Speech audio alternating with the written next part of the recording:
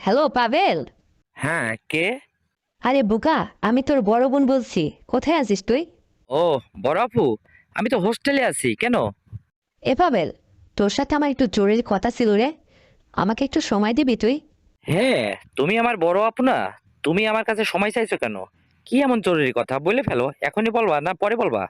পাভেল ভাই, তুই যদি এখন একটু ফ্রি থাকতি তাহলে তোর সাথে না হয় কথাগুলো এখনই শেয়ার করতাম। তুই কি ফিরে আসিস? উম হ্যাঁ, বলো।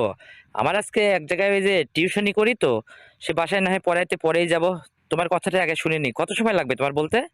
ধর 10-15 মিনিট তো লাগবেই বলতে। সময় আছে তোর? হ্যাঁ, সময় আছে আপু। কিন্তু কি এমন জরুরি কথা যে এত সময় লাগবে বলতে? কোনো কিছু হয়েছে নাকি তোমার? আরে না রে ভাই, হওয়ার আর বাদ আছে কি? হয় নাই, আবার অনেক কিছুই হয়েছে। এটাই তো তোকে শেয়ার করতে যাচ্ছি। শোন ভাই, আমি তোর সাথে আজ যে কথাগুলো শেয়ার করব, তুই আমার মতে যদি একমত হোস তাহলে হা বলবি, না হলে না বলে দিবি। তুই আমার ছোট ভাই, তোর আমি বড় আপু। দেখ ভাই, তোর কাছে যদি আমার বলে কোনো কিছু অন্যায় হয়ে যায়, যদি তুই মনে করিস যে এটা অন্যায়, তাহলে ওই পর্যন্তই শেষ। কাউকে কিন্তু এই কথা জানানো যাবে না, কাউকে বলাও যাবে না, বুঝতে পারলি? যদি আমার এই সত্যি রাজি থাকিস তাহলে আমি তোর কাছে এই কথাগুলো বলতে চাই। আমি একটু কষ্টের মধ্যে আছি রে ভাই, কথাগুলো একটু মনোযোগ দিয়ে শোন না। আমার একটু উপকার হতো তাহলে। আচ্ছা, ঠিক আছে বলো। আর শোনো আপু, দুলাভাই কি বিদেশ থেকে ফোন টোন দেয় না তোমাকে? আর তোর দুলা ভাই রে, তোর দুলা ভাইয়ের কথা ছাড় তো। আর এসব কথা বলিস না, আর ভাল লাগছে না। এই জন্য তো তোর স্বর্ণপূর্ণ হচ্ছে। তোর সাহায্য চাইছি একটু। যদি তুই আমার কথায় রাজি থাকিস, শোন, কথাগুলো শুনে আবার কোনো কিছু মাইন্ড করে বসবি না কিন্তু। তোর বড় বোন হিসাবে তোকে আমি কথাটা বলতে চাচ্ছি এই জন্য। তুই অনেক উঁচু লম্বা মানে হ্যান্ডসাম ছেলে আছিস তো, তোকে দিয়েই হবে। এই জন্য তোকে বলতে চাইছি। কথা শুনতে আবার উঁচু লম্বা, এর এর আবার অর্থ কি? এটা তো বুঝলাম না। ওরে ছোট ভাই, তুই এখনই বুঝবি বুঝবি আমার কথার সাথে। মানে তোর সব কথা যখন মিলে যাবে, তখন তুই বুঝতে পারবি যে কেন এই কথাটা বলছি। তাই? তাহলে শুরু করো। শোন পাবেল, তোর দুলাভাই তো আজ 4টা বছর বিদেশ আছে, বাড়িতে আসার নামও নেয় না। তুই দেখিস না, তোর ভাগ্নায় যে ছোট 7 বছরের, উড়ে ফেলে গেছে, আর তো আমার সন্তানাদি কিচ্ছু হলো না। তোর দুলাভাই শুনতেছি নাকি বিদেশে একটা সম্পর্ক করে সে ওখানে একটা রকম সেটেলমেন্ট হয়ে গেছে। দেখিস না, সে শুধু মাসে মাসে আগে কত টাকা পাঠাতো, আর এখন আংশিক টাকাও পাঠায় না, কোনো রকম আমার খরচাটা আর কি চালাই নেয়। মানে এটা না দিলে তো আমরা ধরে বসবো তাই। আর আমি তোর বোন, এই যে এত সুন্দর সুন্দরী জোয়ান মধ্যে হ্যান্ডসাম গরু ভরা তোর বোন।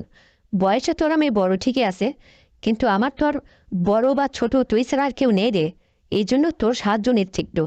তুই শোন, আমি তোকে যে কথাগুলো আজকে বলতে যাচ্ছি, এই কথা যেন আর কেউ না জানে, এইটা খুব খেয়াল রাখবি। এটা তুই কিন্তু আমাকে কথা দিছিস। আমাকে আমার বলতে একটু কষ্ট হচ্ছে, ভয়ও হচ্ছে, লজ্জাও পাচ্ছি। তবুও তোকে আর না বলে পারতেছি না রে। কারণ আমি যে আর পারছি না। আর কত এভাবে দিনের পর দিন তোর দোলাবাইরে ছাড়া আমি একা এইভাবে সহ্য করে পড়ে থাকবো? এই সংসারে কি ধরে আছি বল? আজ 7টা বছর আমার ওই মেয়ের বয়স হয়ে গেল। এর মধ্যে দেখ না, তোর দোলাভাই বিদেশ গেল 4টা বছর। মানে এর এর মধ্যে যে কোনো রকম তোর দোলাভাইয়ের যে কোনো সুখ শান্তি, এই জিনিসটা আমার মধ্যে নেই রে।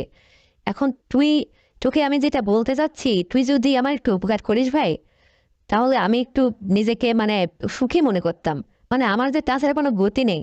আবার আমি এটাও পারতেছি না যে বাইরে কোনো ছেলের সাথে সঙ্গ দেব, বা আমার সেই সময়ও এখন নেই যে পুরনো কোনো বন্ধুদের সাথে আড্ডায় মেতে উঠবো, তাও নেই।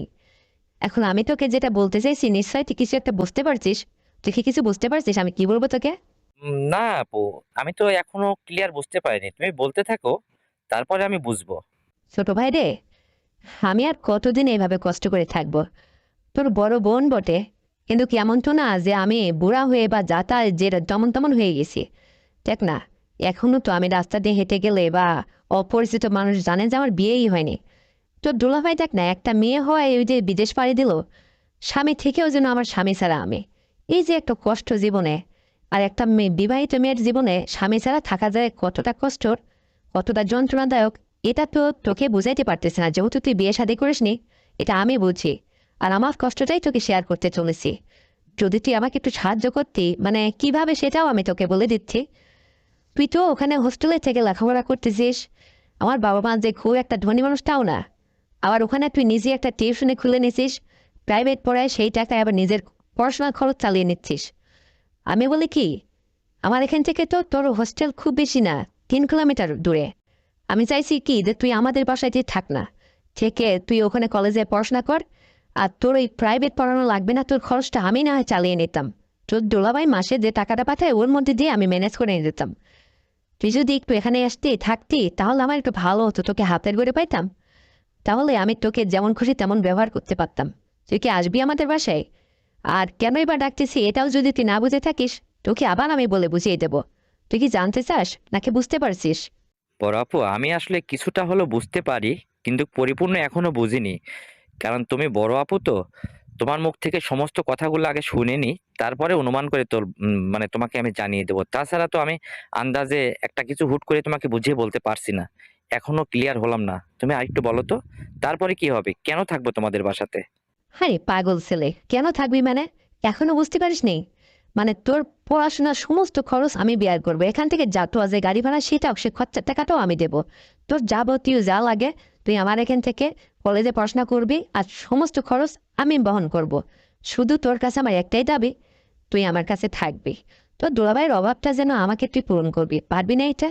মানে আমি তোকে এইটাই বলতে চাচ্ছি, তোকে বলতে আমার খুব শরম পাচ্ছে। তবুও যেন বড় বোন হয়ে ছোট ভাইকে এই ধরনের কথা বলা আসলে মানায় না, তবুও না বলে আর পারতেছি না রে।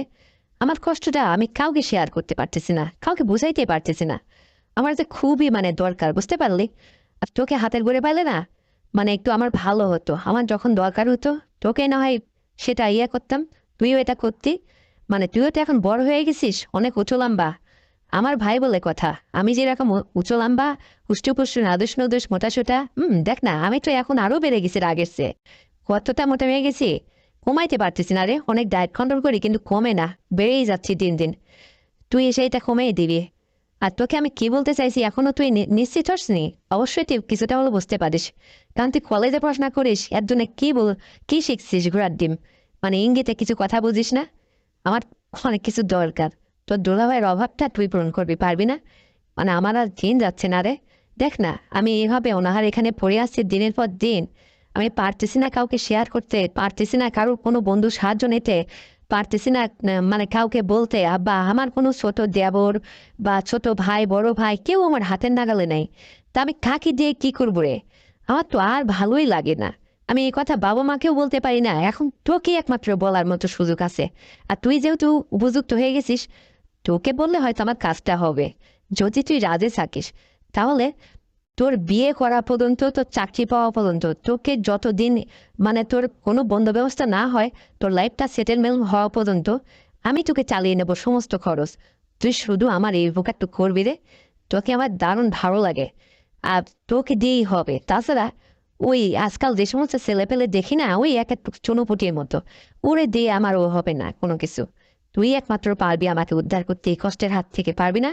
আমার একটু বাজার ঘাট করে দিলে বা আমার আনুষঙ্গিক সাংসারিক কাজকর্ম যেটা একটা ছেলে থাকলে করে সেটা করবি। কারণ দেখ না, আমার সংসারে আমার শ্বশুর শাশুড়ি তারা তো নেই। তাদের ওই যে মেজো ছেলের ঘরে তারা খায়, তারা আলাদা বাড়ি। আর আমার বেটাটা আলাদা। তোর ভাগনারে নিয়ে আমি শুধু থাকি। ওই কোনো কিছু দরকার হলে শ্বশুরটা যদি ফোন করে বলে যে আমার আব্বা আমার এই বাজার করে আনতে হবে বা আমার এটা কেনাকাটা দরকার, সে ওই যখন সময় পায় নিয়ে এসে দিয়ে যায়। এতটুকুই আমার চলে। তাছাড়া আমি তো খুব একটা বাইরে বেরোই না। আর তুই যদি থাকতি, আমার সংসারের যাবতীয় কাজকর্ম টুকিটাকি একটা পুরুষ যা করে সেটা তুই না হয় করতি গার্জেন হিসাবে। আর রাত হলে তুই আমাকে সুখ দিতে সুখী করতে রে ভাই। মানে তোকে আমি এক কথায় তোর দুলাভাইয়ের পরিবর্তে একটু চাইছিলাম, বুঝতে পারছিস? নাকি আরো ভেঙে বলতে হবে? মানে আমার লাগবে, খুবই দরকার, বুঝতে পারলি? তুই যদি আমাকে এই উপকারটুকু করিস তাহলে আমি একটু খুশি হতাম, জীবনে খুব সুখী হতাম রে। কারণ দেখ না, জীবন থেকে যে একটা দিন অতিবাহিত হয়ে যাচ্ছে, এই দিনটা তো আর কাল ফেরত আসে না রে। তো আমার এই জীবন যৌবন সব কিছু যে এইভাবে পড়ে আছে, তো দোলাভাই যে কবে আসবে এ বাড়িতে তার কোনো দিক নির্দেশনা সে আসার কথাই বলে না। সে আসার কথা বললে হা হু, এটা সেটা আশপাশটা কাজটা, মানে হাতে টাকা পয়সা নেই, কোম্পানির কাছে টাকা পাবো, টাকা নিয়ে আসবো, নানান অজুহাত দেখায়। সে আসার নামই নেয় না। অথচ এই মানুষ বইয়ের কাছে কি ওই নিয়মিতভাবে একটু কল দিয়ে ভিডিও কল দিয়ে কত কিছু আশা করে না, দেখে না? তার মন মানসিকতাও এইরকম নেই। মানে প্রথম প্রথম কিছু দু একটা দিন এরকম করতো। তারপরে যখন আমি তার পাশ থেকে একটা লোক আসছে দেশে, আমি তার কাছ থেকে শুনতে পারলাম কোম্পানির ওখানে নাকি একটা ওয়ার্কার মেয়ে, তার সাথে তার ভালো রকম একটা গুড রিলেশন সৃষ্টি হয়ে গেছে। মানে আমি তো এখন ভাবতেছি একটা ছেলে মানুষ 4 বছর গেছে তার সংসার ফেলে, এখন আমাদের কথা সেভাবে সে মহব্বতের সাথে তার ওই কথাটা মনেই নেই বা সেভাবে আমাদের সাথে আচরণও করে না। এই জন্য বলতেছি যে ও নিশ্চয় কোনো একটা কিছু ওখানে পাইছে, তারে ধরেও আছে, ওর তো মিটে যাচ্ছে, তাহলে আমার কি হবে? এই জন্য পাভেল, তোকে বলি কি, তুই আমাকে একটু সহযোগিতা কর। এখন তো নিশ্চয়ই বুঝতে পারছিস আমি তোকে দারুণ সুখী করবো রে, খুবই সুখী করব। তুই জীবনে এতটা সুখী হবি, দেখিস তোর খুব ভালো লাগবে। আর আমিও জানি তোর মতো একটা হ্যান্ডসাম ছেলে আমার এখানে যদি থাকে, আমি তোকে পাওয়ার পর আমার একদম পরিপূর্ণ শান্তি হবে রে, খুব মজা হবে। তোকে নিয়ে আমি যে কত আশা বানতেছি, রাতে শুয়ে শুয়ে জানিস পাভেল, এইরকমই একটা চিন্তা ভাবনা করলাম যে না, আর এভাবে পড়ে থাকা যাবে না। তার আশা এইভাবে দিনের পর দিনগুলো নষ্ট করে দিচ্ছি, দিনকে কাজে লাগাতে হবে। এই জন্য তো পাভেল তোকে কথাটা বললাম ভাই, তুই এসে যদি এখানে বলতো, তোর ভাগনাটা এখনো তা কিছু বোঝে না, ওই ছোট ভাগনাটা ও বোঝে না, ও ছোট মানুষ, 7 বছর বয়স, ও কি বুঝবে? তুই এসে আমাদের এখানে থাকলে দারুণ মজা হতো, তোকে অনেক খুশি করতাম, তোর খুব ভালো লাগতো রে। তুই এসে দেখ না, পারবি না? কিন্তু বড় আপা, আমি তোমার সঙ্গে মানে তুমি আসলে যেভাবে চাইছো, এটা আসলে যদি কেউ কখনো বুঝে ফেলে তাহলে কি হবে একবার ভেবে দেখেছো? মানে এরকম কোনো আশঙ্কা নেই তো যে কেউ বুঝবে, বা আমি তোমাদের ওখানে থাকলে তোমার শ্বশুর বাড়ি থেকে কোনো কথা আসবে, তারা যদি বলে যে আমার ছেলের টাকায় দুই ভাই বোন বসে বসে খাই, এরকম যদি কোনো কথা আসে তাহলে আমাকে নিও না। প্রয়োজনে তুমি যেটা বলছো, আমি মাঝে মধ্যে হোস্টেল থেকে যাই, তোমাকে একটা সময় দিয়ে আসবো, হবে না এতে? না না, ওইভাবে আমার হবে না, তোকে অ্যাক্টিভভাবে আমি পাইতে চাই রে ভাই। ছোট ভাই শোন, তুই যেটা ভাবছিস যে আমার এখানে থাকলে হয়তো তোর তাওই মা ওই তোকে নানান কথা শোনাবে, আরে না না, এইরকম কোনো সমস্যা নেই। আমার স্বামীর টাকায় আমি চলতেছি, আমি খাইছি, সেখানে মাইন্ডসেট কোনো কথা আসবে না। তুই নিশ্চিত আমাদের এখানে থাকতে পারিস। তুই প্রয়োজন হলে 2-4 দিনের মধ্যে ওখান থেকে একদম ক্লোজ হয়ে সোজা আমাদের বাসায় এসে একদম গাত্তি গুটি বেদিনে উঠে পড়। এখান থেকে তুই সোজা কলেজ করবি। আর আমাকে প্রতিনিয়ত সপ্তাহে 3 দিন 4 দিন 5 দিন একটু রাত্রে শান্তি দিবি, সুখ দিবি, পারবি না? তোর আশা করি রে আমি অনেক আসলে কষ্টের মধ্যে আছি আমি, আমাকে একটু খেয়াল কর, আমার লাগবে এক কথা, তোর এই সমস্ত কথা আর আমি শুনতেছি না। তুই ভাই হয়ে আমাকে মানে বোনকে যদি একটু উপকার না করতে পারিস, তুই কিসের বাইরে? এক কথা আর আমাকে কথা পেঁচাস না, আমার মাথাটা তা কেমন যেন মানে আর কোনো কথা কাজ করতেছে না। আবার মানে তোর দুলাভাই চিন্তায় চিন্তায় ভাবতে ভাবতে আমার আর কেমন যেন ভালোই লাগে না কোনো কিছু। তোকে বলতেছি তুই আবার এমন ইয়া দেখাচ্ছিস, অজুহাত দেখাচ্ছিস। এই সমস্ত কথা আর বলিস না ভাই, তুই সোজা চলে আয়। তোকে আমি দারুণ সুখী করবো ভাই। তুইও আমার কাছ থেকে অনেক শান্তি পাবি, সুখ পাবি, টাকা পয়সা, হাত খরচ, জামা কাপড়, কত কিছু তোকে আমি দেব। আর শুধু কি তাই নাকি, এখন তো তুই বড় হয়েছিস, তুই তো এই সমস্ত বুঝিস, আমাকে একটু দিবি ভাই। আমি তোকে ছাড়া যে কারোর কাছে যে শান্তি পাবো না, তোরটাই আমার লাগবে, বুঝতে পারলি? তুই আয় প্লিজ ভাই, আমার না করিস না। তুই এখানে থাকলে কোনো সমস্যাই হবে না, কেউ কোনো কথা বলবে না। তুই রাজি আছিস কিনা শুধু তাই বল, এত অজুহাত দেখাবে না কিন্তু। বড় আপু, আচ্ছা তুমি রাগ করো কেন? আমি সব কথা শুনে নিলাম, যাতে কোনো বড় কথা না হয়।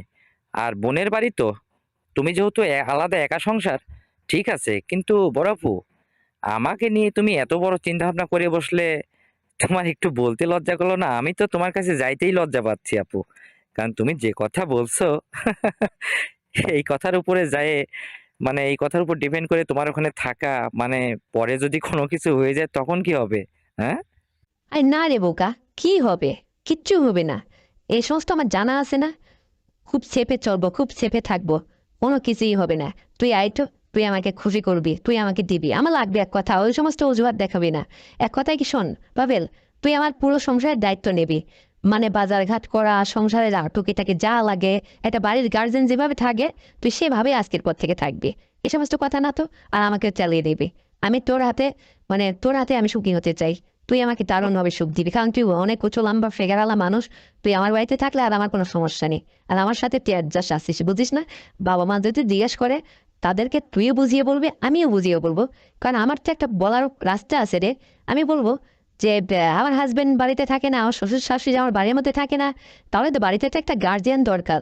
মানে সংসারের তাকে টুকে এটা ওটা যা কেনা লাগে, যা কিছু দরকার, আমি একটা যুবতী মেয়ে একটা ছোট্ট বাচ্চারে নিয়ে বাড়িতে পড়ে থাকি, আমার ভয় লাগে না? এই জন্য আমি পাবেল দিয়ে আমার কাছে ডেকে নিছি, বাবা মার এটা আমি বুঝিয়ে বলবো। তুই এ নিয়ে কোনো চিন্তা করিস না, তুই চলে আয় তো ভাই, তোর খুব ভালো লাগবে জানিস। আরে তুই যে আসতে রাজি হয়েছিস তোর এইটা শুনে আমার খুব ভালো লাগতেছে জানিস, আমার মনটা খুশিতে ভরে উঠছে। আমার খুব ইচ্ছে হচ্ছে কতদিন পরে আমি একটু সুখ পাবো এটা ভেবে আমার মনটার মধ্যে খুব আনন্দ জাগতেছে। ভাই আমাকে তোর সুখ থেকে নিরাশ করিস না প্লিজ পাভেল, বড় বোনের কথাটা রক্ষা কর তুই, মানে মিস করবি না। আমি তোকে বলতেছি, আদেশ করতেছি, তুই সোজা চলে আয়। পুরো দায়িত্বটা তোর, তোর বিষয়ে, যে কোনো বিষয়ে, মানে সম্পূর্ণ দায়িত্বটা আমি নিলাম। তোর কোনো ভয় নেই, তুই সোজা চলে আয়। আমাকে তুই খুশি করবি, তোকে আমি খুশি করবো, ব্যাস। তোর যাবতীয় লেখাপড়ার খরচ সব আমি চালাবো, আর এখানে থেকে তুই ভালো করে পড়াশোনা করবি। পাশাপাশি তোর তো এখন অভাবে নেই রে, মানে তোর বউ থাকলে তো তোর চিন্তা থাকতো যে হচ্ছে তাকে খরচ চালানো, ইয়ে করা ও করা, তারপরে তো রাতে একটু সুখ পাইতি। আর এখানে তো সুখের মতো সুখ পাবি, অথচ পিছনে কোনো টেনশন থাকবে না যে কাউকে তোর খাওয়াইতে হবে, বরং আমিই তোকে খাওয়াবো। বুঝিস না এটা? বোকা ছেলে, চলে আয় দ্রুত। আর ভাববি না, এই সমস্ত নিয়ে আর ভাবা ভাবির সময় নেই, আমার আর ভালো লাগতেছে না কিন্তু। বড় বোনের আদেশ, এটা অমান্য করবি না কিন্তু, সোজা চলে আসবি, বুঝতে পারলে? আচ্ছা বড় আপু, তুমি যেটা বলছো আমি কি তোমার কথা অমান্য করতে পারি? তবে শোনো, তুমি যে মোটার মোটা, আমি কি জীবনে এই সমস্ত আমার অভ্যাস আছে নাকি? তারপরেও আসতে যখন বলছো আমি আসবো, কিন্তু আমার খুব লজ্জা লাগতেছে। তুমি আমার লজ্জা ভাঙিয়ে নিও। হাজার হলো তুমি আমার বড় আপু বলে কথা। হুম। আমি চলে আসবো এই সপ্তাহের মধ্যে, ওখান থেকে ক্লোজ হয়ে চলে আসবো, বুঝতে পারছো? তো তুমি রেডি থাকো, সমস্যা নেই। আচ্ছা ঠিক আছে, ঠাই যে না হয়, তুই মিস করবি না দাদু আমার ভালো। আর শোন, সত্যিটা আসবি, তোর আসার কথা শুনে যে আমার কি যে ভালো লাগতেছে তোকে আমি ভাষায় প্রকাশ করতে পারবো না। আমার দারুণ ভালো লাগতেছে। কতদিন বাদে আমি একটু মনে হয় সুখের নাগাল পাবো এই আশায়। ওর বুকটা একদম ভরে যাচ্ছে আনন্দে। শোন ভাই, তাহলে আগামী সপ্তাহের মধ্যেই হোস্টেল থেকে একদম গাত্তি গুত্তি বেঁধে একদম সোজা আমার বাড়িতে চলে আসবি। আর কোনো কথা নয়, ঠিক আছে? আর শোন, তুই কোনো চিন্তা ভাবনা করবি না, তোকে ভালো মন্দ খাইয়ে তোর শরীর আরো ভালো করে দেব। তুই শুধু আমার দিকে একটু সুনজর রাখলেই চলবে, বুঝতে পারছিস? আমি তো তোকে আমার কাছে যে নিয়ে আসার একটা মূল উদ্দেশ্য এটাই তো, মানে আমার খেয়াল তুই রাখবি, তোর খেয়াল আমি রাখবো, ব্যাস হয়ে গেল। ভাই বোন সুখে শান্তিতে এখানে একটু দিন যাপন করি না। কারণ তোর বোন অসুখে থাক, তুই তো আর এটা চাস না, তাই না? এই জন্য বলতেছি, তোর বোনকে সুখী করার মতো তোর দুলাভাই বাদে আর তুই ছাড়া কেউ নেই এখানে। এই জন্য তোর কাছে একটু এত সাহায্য চাইছি। দাদু আমার ভালো, আর দেরি করিস না, সোজাতে চলে আয় এখানে। তোকে পেলেই আর আমার কোনো কিছু লাগবে না, বুঝতে পারলি? তো ঠিক আছে, অনেক কথাই তো হলো, রাখি এখন। আর মাঝে মধ্যে একটু কল টল দিস, একদম যে বন্যে ভুলে থাকিস। আমি যে কি হালে এখানে আসি পড়ে, একটু তো খোঁজ খবর তুইও নিতে পারিস, তাও নিস না। তুই দেখিস না, বাবারা এখন মুরব্বী হয়ে গেছে, তারা মাঝে মধ্যে একটু ফোন টোন দেয়। তাদের তো আর কোনো চিন্তা চেতনায় আমি ফেলে দিতে পারিনি সংসারের এই হাল হকিকত বলে। এখন তুই ভাই, তোকে সব কথা ভেঙে চিড়ে বললাম। আর আমারও যেহেতু দরকার, তোকে ছাড়া কে এই কথা, মা বা বাবাকে এই কথা কি বলা যায় বল? এটা লজ্জার কথা না?